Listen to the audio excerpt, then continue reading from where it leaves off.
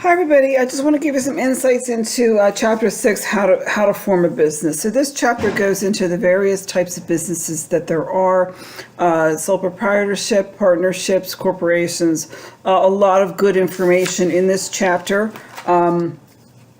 If you do intend on being a entrepreneur and setting up a business, one of the first things that you need to do is define how your business will be established in terms of what form of business your business will take. There are advantages and disadvantages for each type of a business structure. So know that it affects your ability to claim things for taxes. It affects your ability to the way that you are able to save for your retirement. It affects your legal structure in terms of whether or not you are personally liable or the entity is liable. So this takes a lot of consideration in knowing how you want to be structured. Some are easier to form and dissolve, and some are a little bit harder in terms of paperwork and actual dissolution of your company. So it strongly suggests reading all the components of chapter 5.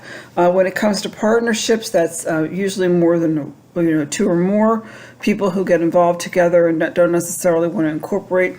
There's a lot of different nuances with the types of partnerships you can have in terms of limited partnerships, general partnerships, and the distinctions between those. So if you do want to come, get involved with a business venture with your best friend, your brother, your person down the street, or if two of you together have had a good idea. It's a good idea to understand the different types of partnerships that are out there. Corporations, there's also different types of corporations that are out there. There's C Corps, there's S Corps, I think there's something called a B Corp. There's all different types of corporations out there. Individuals can incorporate. So a lot of times if you become a contractor, you'll set up you'll become an individual who's incorporated, and that gives you the ability to have certain protections. I know that in the industry that I'm in, which was a lot of management consulting, you would have to become a corporation.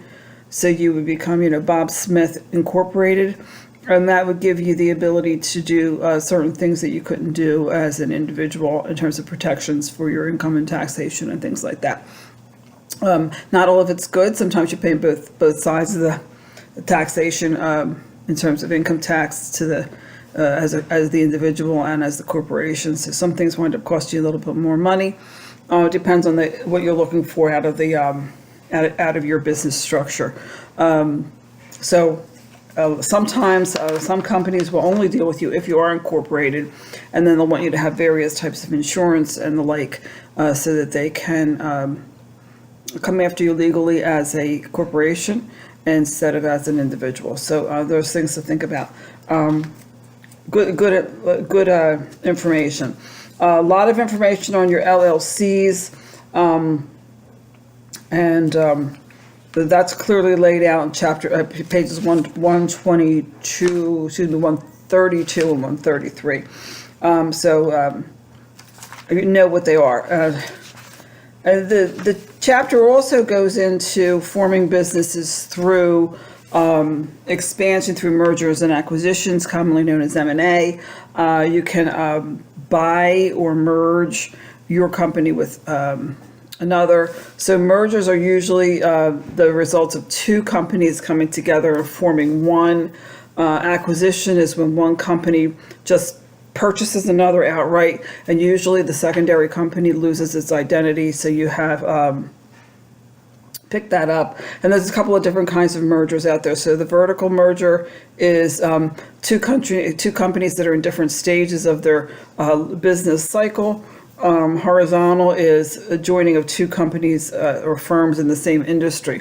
So I think of this as a horizontal. What I want to talk about this. So actually the diagram that's on 135 talks about horizontal merging of soft drink and water company and bringing those together. So they're companies within the same industry, consider the beverage industry. Okay, and that diagram actually shows you the vertical merger is the soft drink company and the sugar or the sweetener company. So they're two different industries coming together and doing a vertical merging, and then a conglomeration is your soft drinks and your snack foods. So those are unrelated companies coming together. So, there are all different types of things that are out there. Talks a little bit about franchises and buying into franchises. This, for many people, is a very lucrative way of starting a business. They might not necessarily have the best business idea, but they want to be their own business owner. So they'll buy a franchise of an existing organization, pay the franchise fees, follow the franchisee guidelines.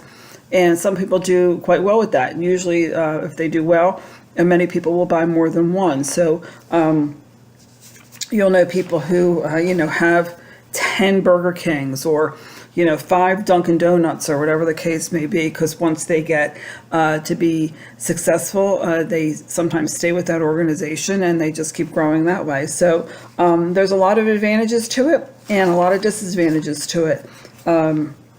So, think of companies that have had some issues along the way that have been owned as franchisees. If a branch of or office or establishment within the organization has a negative effect or a situation occur, then that can have kind of like a negative, downhill effect to any other franchisees, even if you haven't had the issue. And this, comes along in all businesses.